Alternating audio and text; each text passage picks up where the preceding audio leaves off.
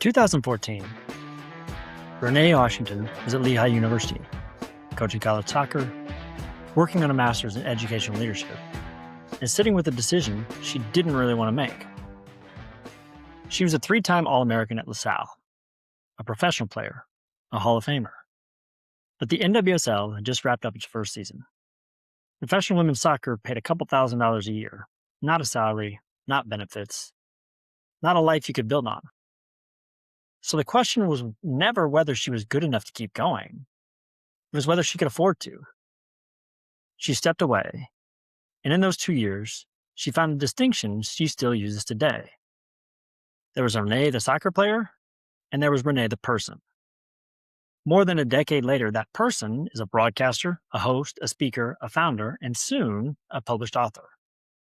This summer alone, FIFA World Cup coverage out of Philadelphia and North Jersey, a show at the MLB All-Star Game, WNBA All-Star Weekend in Chicago, and somewhere in the middle of all of it, she launched her own company, Renee Washington Media and Consulting. She'll tell you the multi-hyphen thing isn't vanity, it's a hedge. Someone told her earlier in her career that the job she wanted would look different in 5 years. She's built everything since around believing that was true. In this conversation with Caroline, Renee talks about the athlete transition nobody prepares you for, what it actually costs to bet on yourself when there's no fallback, the role faith plays when the timing is in your control, and why, despite tracking every metric she can get her hands on, she refuses to live and die by the data. I'm Bryce Clinton, and this is the Roar Podcast. Welcome to the Roar Podcast. I'm your host, Caroline Valvardi, and with me today is Renee Washington, broadcaster, host, founder, and speaker. Welcome to the podcast. Caroline, thank you so much for having me. I'm so happy to be here. You have had a very interesting summer. We saw each other at WNBA All-Star Weekend in Chicago. So that was one of your many stops along your summer tour of all the different sporting events that happened this summer. And so would love to hear, and I'm sure our audience would as well, all the things that you were up to this summer and anything that was your favorite or highlights. We would really just love to hear what you were doing, and gives us kind of a feel for what you do.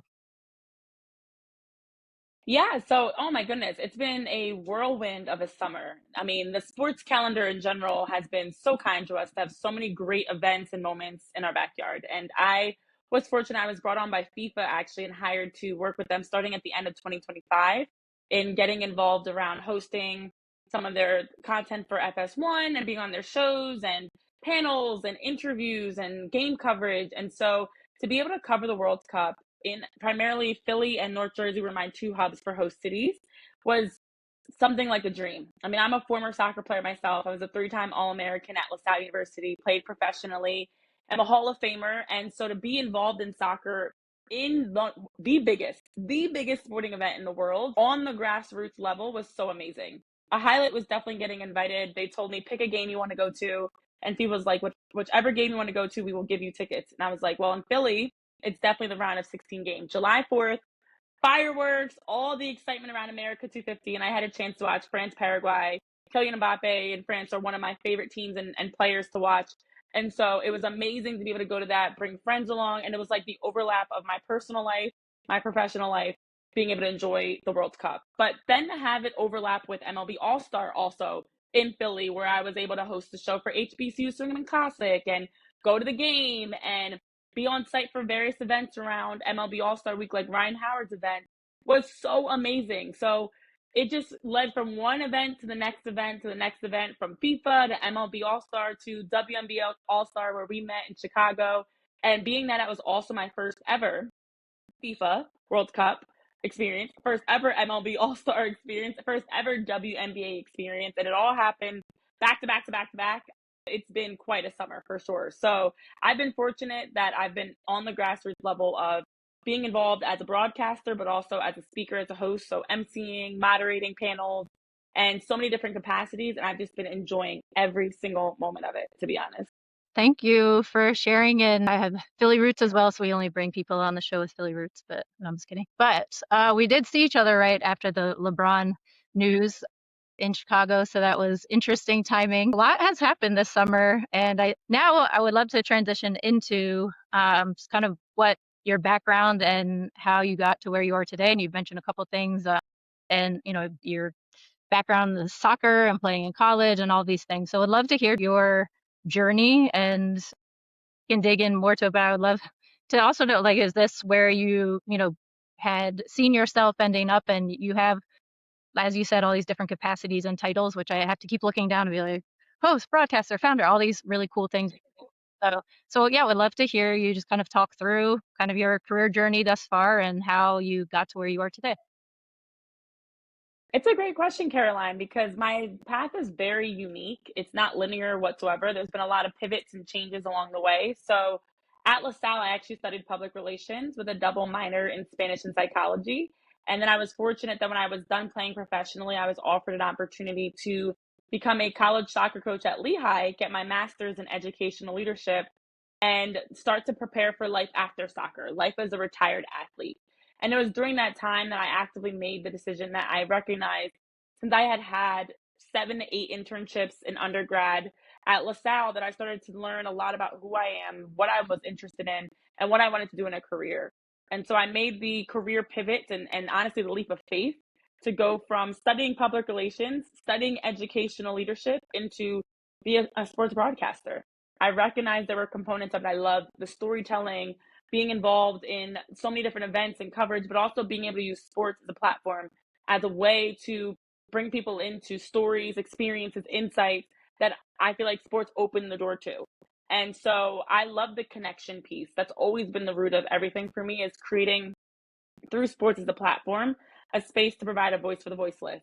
So I remember having these ideas of what that would look like in a career, but I never imagined at this stage, I mean, I'm over 10 years into my career now, and I never imagined at this stage I'd be working in so many different capacities. I always had these ambitions and big dreams, but I'm actually living them. I can actually say, even right now, I'm in the process of still publishing my first book, which is another title that I'm adding. So I just believe, like, life is way too short to put yourself in a box. And that is partly why I went ahead. I even launched my own business, Renee Washington Media and Consulting. So in the midst of this exciting summer was me officially launching my own business, something I've already been doing. The work around speaking engagements, workshops, career coaching, working around, with clients around consultations and helping them in so many different aspects of building in their careers, whether as an individual or as an organization. So I built all of that in the midst of everything else. I don't know what I was thinking, to be honest, but I just, with timing is everything, and it felt like the right time to pursue what I want in a career, and that was to be multifaceted, multi-hyphenated. That's actually always been the goal. But now I have a clear view of what that looks like, and through my company RWMC and the work I do in broadcasting, I'm helping others with that too. I was just talking with a high school senior basketball player. She's trying to navigate through which college she's going to. Like, I help so many different ages, stages as well, of where people are. And that truly was the goal for me, of using my platform, my experiences, to help uplift others as I move through my own career. That's really very inspiring to hear. And that was one of the questions I was going to ask next, around that transition from, there's, a lot of athletes coming out of college, and, not everyone's going to necessarily, whether they want to or not, get into a professional, sports career. And that transition can be, difficult in figuring out what you want to do, particularly those if they did, have the ambitions of being a professional athlete. But I'd love to hear a little bit more, challenges you may have gone through, or as you are advising other, college athletes, Yeah. just kind of how to navigate that best. Oof, that is hard. Nothing truly prepares you for that transition of going from being an athlete at a high level, where you have a lot of things scheduled for you, when you're working out, when you're eating, when you're going to class. When you're a professional athlete, it's even more scheduled and routine. But then the other part that people don't really prepare you for is what happens when you're no longer on the big stage. For me, I was one that was fortunate to set a lot of records. I still have a lot of records in my name that I set, in history that I made, and championships and firsts that I was a part of. And so what happens when you're no longer that personality, and now you have a job, I don't have a 9 to 5, but for many, it is that corporate transition of a job, a 9 to 5, sitting at a desk after you are just going from this insane lifestyle that is completely different. So it is really hard because now you have to figure out who am I as a person? And I think I was fortunate those 2 years of getting my master's degree at Lehigh were also 2 years I was actively considering going back to professional soccer and not being done, because at that time I always tell people, but they don't realize that was in 2014, right after the first season of the NWSL. So professional women's soccer was still new. Opportunities, salaries, resources, all of that was nothing like what it's like today. And so to be a professional athlete as a woman in any sport was to know you still had to work another job. You weren't getting paid, a couple $1,000s a year, which as a full adult is nothing you can truly live off of. It just was not sustainable. So I didn't really have a choice of if I truly wanted to play professional soccer. It was more of recognizing, okay, if I want to live my life as an adult and have things like benefits and salary and food on the table, I had to give up the sport that I love. So it was in those 2 years where I was kind of on the fence of, do I go back and try to play and sacrifice some more, or is it time to move on? And it gave me time to still be connected with the game as a coach and also transition out of the game as a player. And so that really opened my eyes to who I am. As I always say, there was Renee, the soccer player, and there's Renee, the professional, Renee, the person. That's who I had a chance to learn in those 2 years. And so not everybody gets that kind of like slow transition before just getting thrown into the real world. And so I'm fortunate, but I always encourage people, you can still be an athlete just in different ways. I still have routines and schedules and prioritize, and competitions for me these days aren't me playing. It's me going to host an event. It's me going to prepare for a broadcast. It's still preparing for something bigger than myself, where there's a team of us, and now we're trying to figure out how do we execute this strong show that is going to be seamless, hopefully problem-free, with interviews and game analysis. How do I go to this event and speak on this stage in front of all these people live? And now we're working as a team of panelists and myself as a moderator. So I'm still an athlete, just in a very different way. And I think that's the part that you have to learn is, who are you as a person and how do you bring your experiences as an athlete into that? It's not letting go of completely closing the door of who you are as an athlete. It's understanding it teaches you life skills. It prepares you for so many things in the world. It creates networking opportunities, and it does help teach you a lot about yourself. And that's where it's now having the closure of career. Wish I could have played longer, but I appreciate all that it taught me to prepare for the next chapter in my life. And now I get to enjoy exercising for fun, for example, or not always having two-a-days. So it's a really difficult mental battle that nothing can truly prepare you for. Yeah, because one piece of it is the transition from being an athlete to entering into the workforce, or I would love to hear you talk a little bit more deeply about the decision to your own brand and your own business. And you are definitely multi-hyphenate, like continuing to add all these really cool capacities and things that you're doing. And so you can talk a little bit more what that takes to be able to get up each day and know that you are responsible for your success. And so it's like very empowering on one hand. You see so many athletes are doing this, whether by choice or put in a circumstance where you see a lot of the women athletes are supplementing income, and entrepreneurship often is a way to do that. But sometimes you really have to be built to be an entrepreneur to really run your own show, literally or figuratively.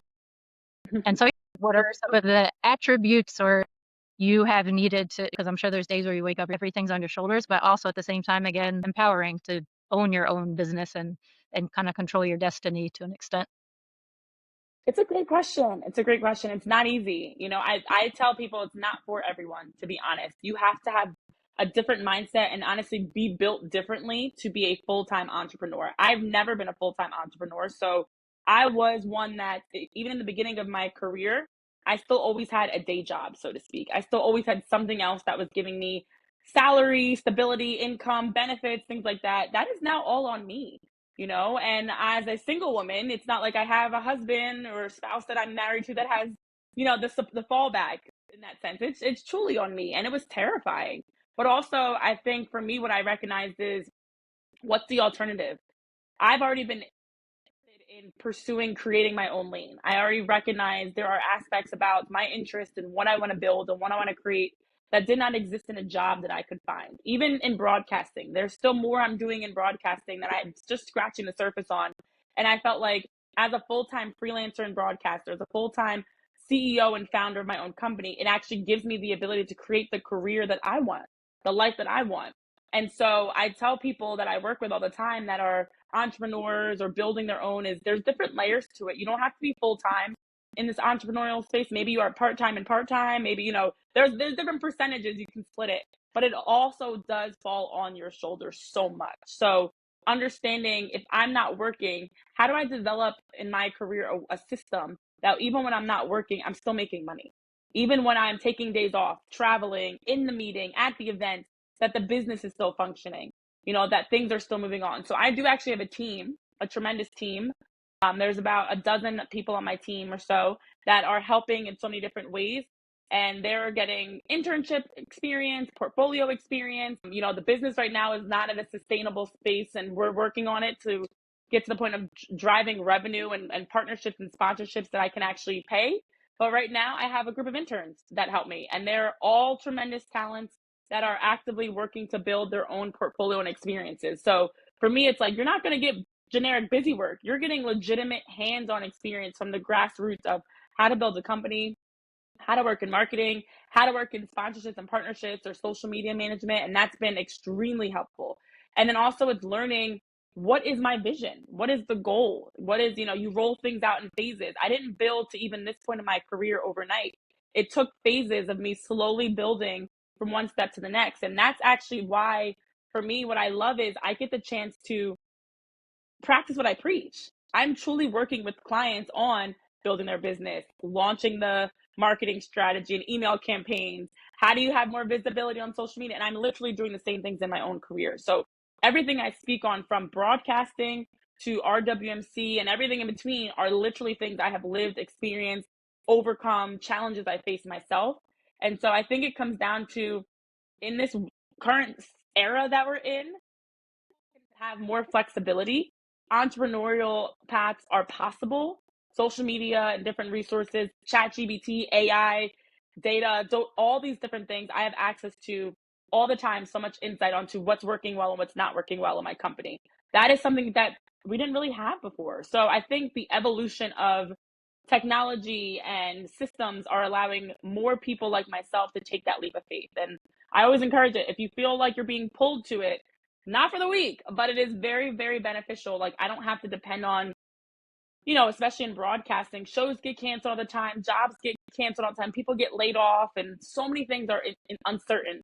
But I'm like, at the core of it, I do control my own destiny in that sense. It's terrifying, but it's also empowering in a sense. No, thank you for sharing that. There's so many directions I want to go with that, but I mean, first I'll just say the kind of tenacity, and I know there's a lot of conversations about athletes being good entrepreneurs because of so many of the skills that you need to have as an athlete to be an entrepreneur relates so well. And so I think having that athletic experience and determination and building confidence to know that you can do it, and having the short-term memory to be like, okay, that show got canceled or that thing happened, but go on to the next.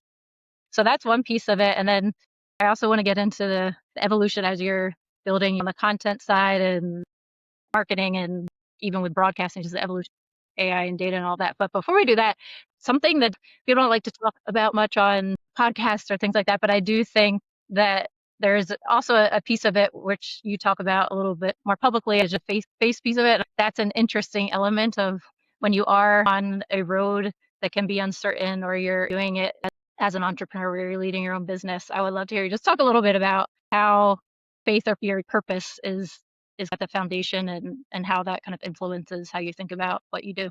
Yeah, I mean, my faith is what helps me tremendously in every aspect of my life, because first of all, I've taken so many leaps of faith that require me to trust. I believe for my own religion, I believe in God having a plan bigger than anything I could ever imagine, and that there are steps being ordered and things all happening for my good. And so I've had opportunities where it's like, I have to trust. I have to trust God. I have to trust in this season when nothing else makes sense. And that has directly shown me at times, I'm like, whoo, how am I surviving this season? How am I getting through this challenge? There's no way I should have been able to overcome that. And I'm like, it's nothing nothing but blessings, nothing but God that I've been able to open the doors and get the opportunities. And there are so many pieces of my testimony that have shown me you have to at some point release that control. And I'm a Virgo, I'm a type A personality. I'm very big on like every detail, controlling as much as I can, but I've had to learn, when do I take a step back? When do I know, okay, what I've done is good enough to get me in the door, to get me the opportunity, to get me the client, to get me the show. And then the rest, the chips will fall where they may. So I think that is a tough transition, even as a former athlete, because I always say, as an athlete, when you're struggling, you can do extra reps, you can work extra on your fitness and your first touch and your shots and all these things to get better. But in life, it doesn't always work that way. I can do as many reps as I want. I will get better, but I still can't always control the outcome. Whereas as an athlete, you are on the field playing, you might have a little bit more involvement in the outcome. I don't know when the show, I can do everything possible to make it a great show, and we have get canceled, or I do all this to prepare for an event, and now I step on the stage and somebody doesn't show up or whatever. Like, there's so much beyond my control, and I've had to learn that, and I've had to learn even the timing is absolutely beyond my control. So that's why I roll things out in phases of, where I'm at now is not where I plan to be 3 months from now, 6 months from now, a year from now. But I have to also crawl before I walk and slowly just keep moving forward, and not try to do too much too quickly, but instead to trust the timing of things. I've learned so much. I've had so much that's, come through some of the most difficult moments of my life, financially or mentally, or just different components, that I've actually learned the most about myself. And that's what also gives me the faith to keep going, because I've seen firsthand what can happen when you are persistent, carrying yourself with integrity. My soccer career was a prime example of that. Becoming an All-American 3 times and setting records in history. I wasn't one that was just naturally good at soccer and grew, was born being like this instant superstar.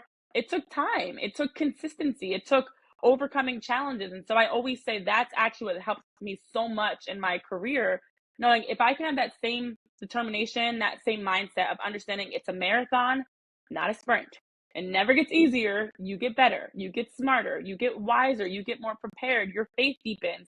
That's how you navigate through the later seasons, the bigger challenges. So my faith is the core of who I am, where I'm at, what I do, why I'm so big on helping others, because I do truly believe, and I've seen something that makes me so emotional every time I think about it is, I have directly had moments in my life where I'm like, why is this happening to me? And forward X amount of years later, I see not only did that help me, but it helps somebody else. And I'm like, that's why that happened. That now makes sense. I've had life-changing, life-altering moments in my life that all stemmed from me taking a leap of faith, or even the hardest moments in my life where the best opportunities, best growth, best learning, best moments came from. So it's bigger than me, in my opinion. Like, what I'm creating, what I'm building in my career is about the next generation, that little boy or girl, that even professional that's making a career transition, that I can help them, and to have people saying thank you, or I was in such a dark place, but thanks to you or this workshop or this event, I now have learned about myself. And that to me is what keeps me going and helps my faith understand the journey is not just about ourselves. So it is the core of everything that I do, to be honest. Thank you for sharing that. I don't want to go too off course, but it's interesting angle, and I know that's something that Yeah. seems important to you, and maybe useful to others who are listening to, who are going through their own journey. So the sports space particularly can be hard. As a woman, it can be hard, like all these different elements. So this is the Roar podcast, and so that is Surge's data analytics platform, and all about tech and data and how that influences sports and decision making and all that. And so we always have to touch on some of those topics. And in the work that you're doing as you build out your whole media company and content creation, and all these things are evolving so quickly across so many aspects. So I would be interested just across the different work that you do, whether it's as broadcaster or with the kind of new segment of your company that you started, just how technology and AI, how you're keeping up, and also the challenges or the benefits, however you want to handle that question. But obviously it's having a big impact. And so I'd like to hear how it impacts the multiple levels of things that you do. Yeah, I mean, I think for anyone, I always try to stress technology is changing and you have to learn it. You have to figure out how to implement it. And I have been actively doing the same. Like I think about RWMC and the work I'm doing with my company. I have people that are all over the world on my team.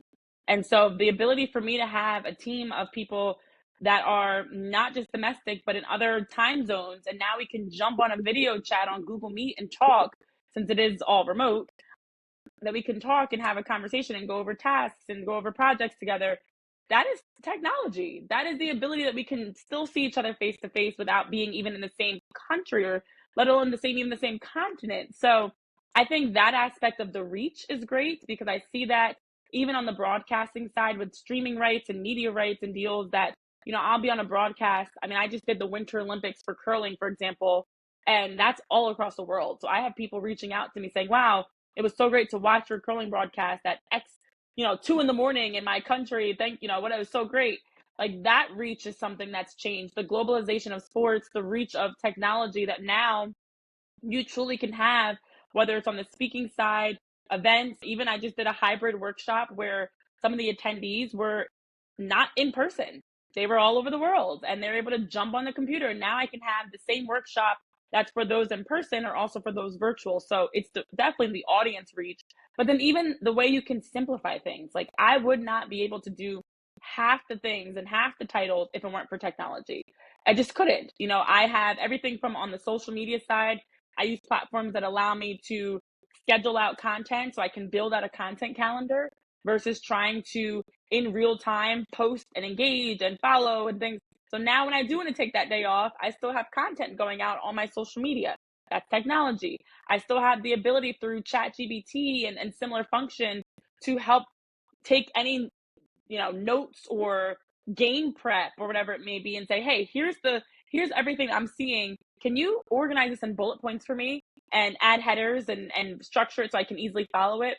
That technology has saved time, but also energy, mental health, because I'm like, wow, the ability to do things in real time. Even I work through various programs and I have them connected to my chat GBT where I can now have tell my chat GPT friend, hey, can you create this email or whatever it may be? And now or create this task or whatever it may be. And they're automatically able to do it. So I don't think and everyone has a one size fit model. And I do understand with technology, you have to find what works best for you, but lean into it. It's not going anywhere. Things like AI and chat GPT and things, they're not going anywhere. So learn it, figure out a best way that it fits your lifestyle.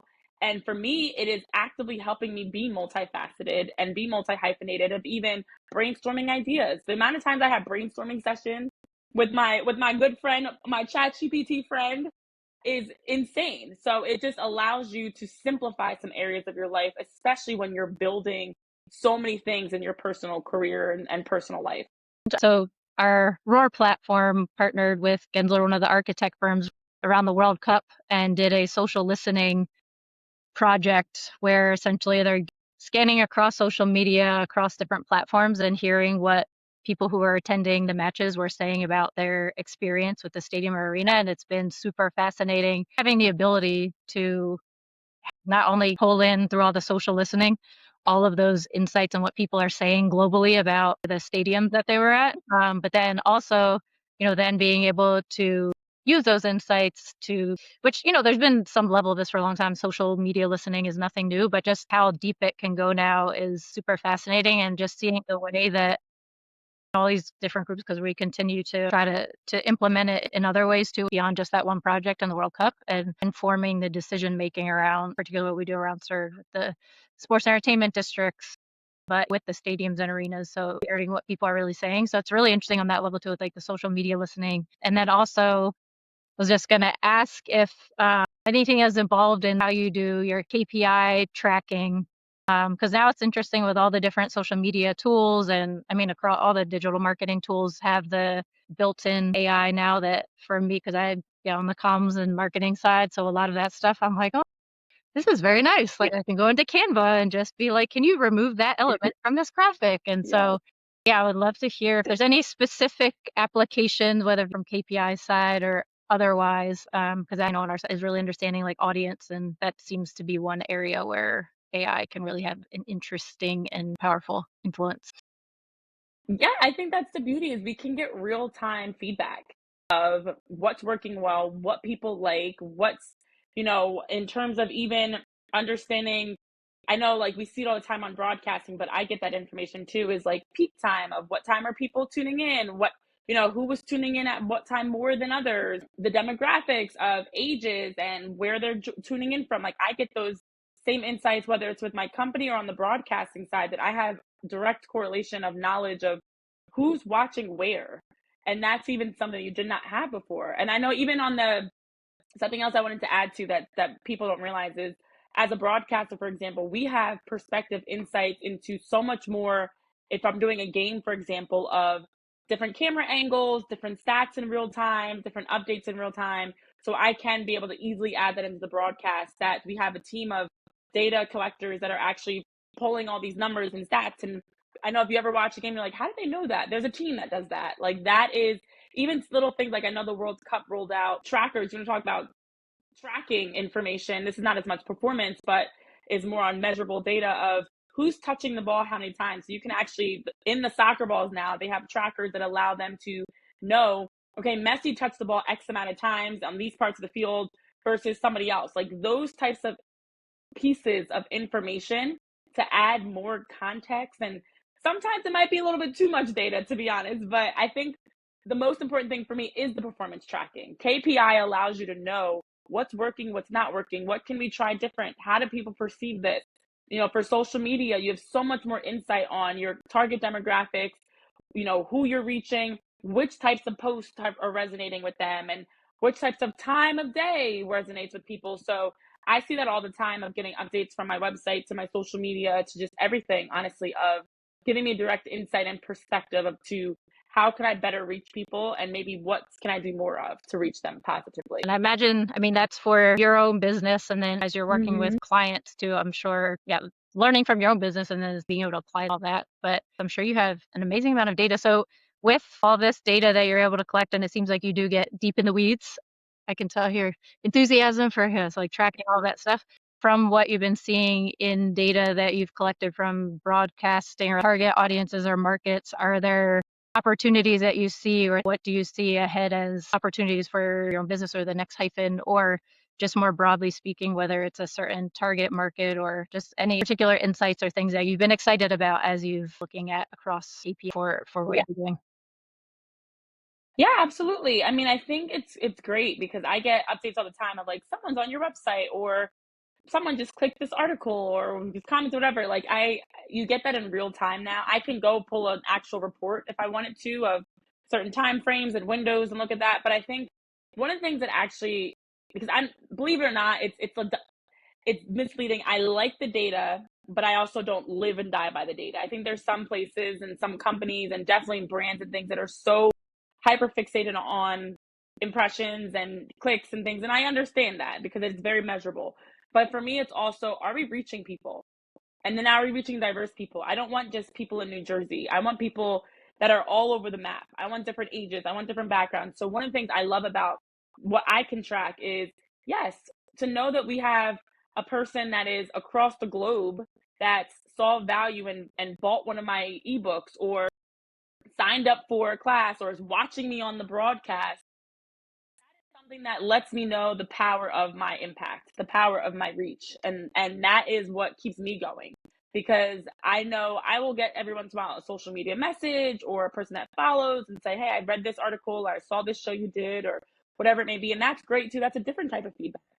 But the actual quantitative data of X amount of people are watching in these different regions or have tuned in at this time is just so encouraging to know I'm doing my part. I don't care if they watch for 5 minutes or the entire thing.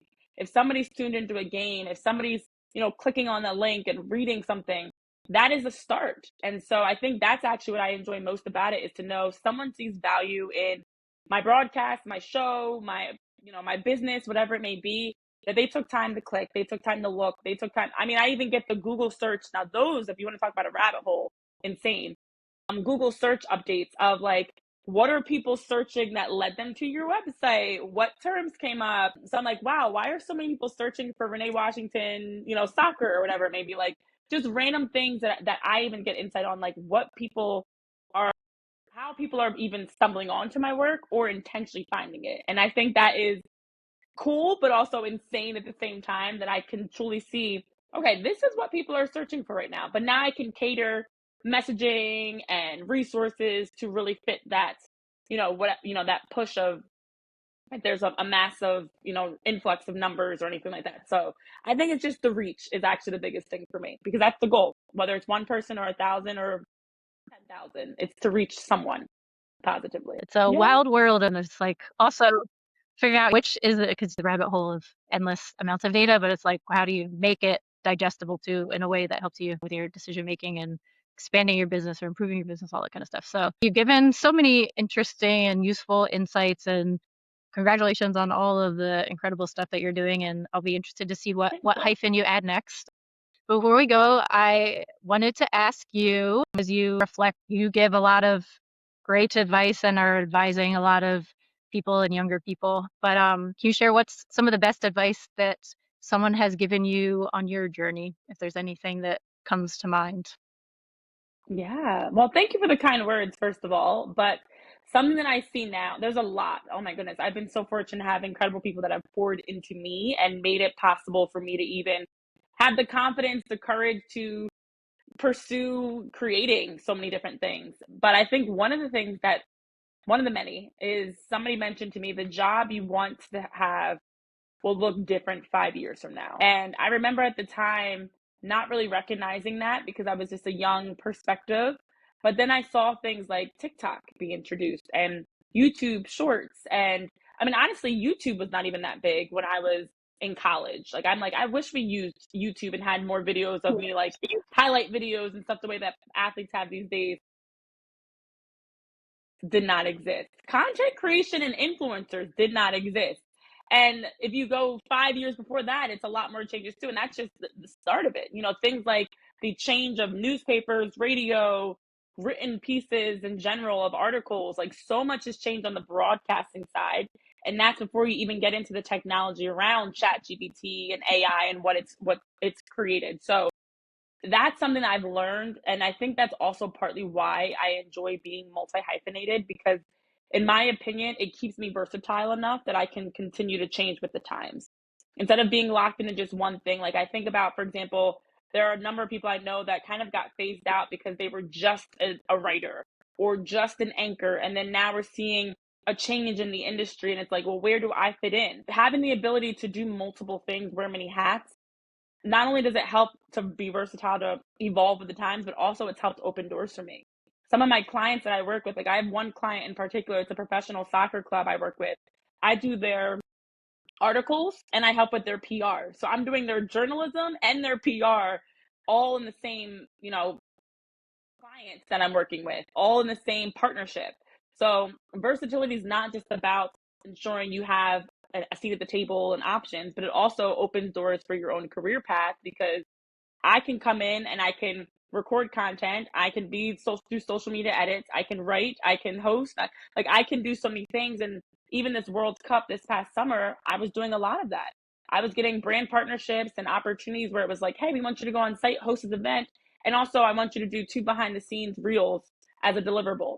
So just, there's so much value when you have skills that cross over into different lanes. I'm a life learner. I'm always learning something new, reading something, searching something. Like, continue to sharpen your skills. Don't get stuck. Don't get complacent, because again, 5 years from now, the jobs we're currently having are going to look different. That is a fact. We don't know how, but it's going to look different. And as you're learning new things, it only allows you to easily transition a bit more into those new roles, those new opportunities. That's such a good point, particularly in the whole media landscape. It's such a good point. Like, you have to keep evolving, and having that breadth of capabilities and having that versatility is wise wisdom, if I can say it. But I think it's a good way for us to close. But again, thank you so much for your time and insights, and again, just best wishes as you continue on your journey. And thank you again for sharing. Yeah, this has been so much fun, Caroline.